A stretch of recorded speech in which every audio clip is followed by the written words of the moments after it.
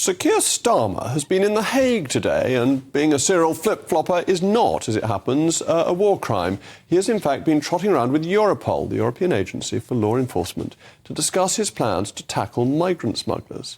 But amidst all of this, his proposed new plan for tackling the migrant crisis has emerged, and it includes, brilliantly, letting in more migrants. The deal will see closer cooperation with the European Union, and in exchange for a returns policy for those who cross the Channel illegally, Britain would take a share of migrants who enter the European Union. It's estimated this share would be 120,000, more than double those who come over in small boats. He also intends to scrap the Rwanda plan.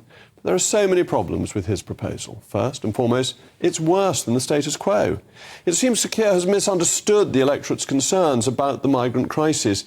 It's not so much that people mind the mode of transport, in this case via the Channel, and more that people are concerned about the sheer numbers, even of legal migrants. Migration is already out of control. Net legal migration last year was 606,000.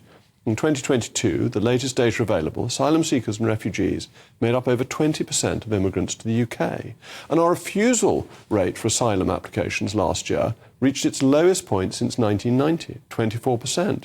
We have, for good reason, an 84% acceptance rate of people from Sudan, 98% of Afghans, 98% of Eritreans, and 99% of Syrians.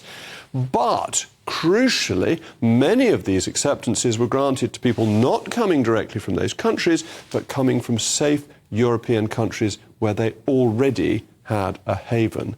And these numbers are simply too high, and Sir Keir's plan would make them higher because the EU suggests that the agreement to share migrants should be based on population size.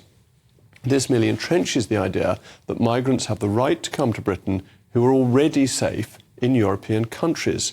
And it would only grow if the migrant crisis across the continent continues to deteriorate, which is what has been happening over the last decade. The problem has peaked, troughed, and is beginning to peak again. Between 2011 and 2021, nearly 4 million migrants have entered the continent, according to Statista.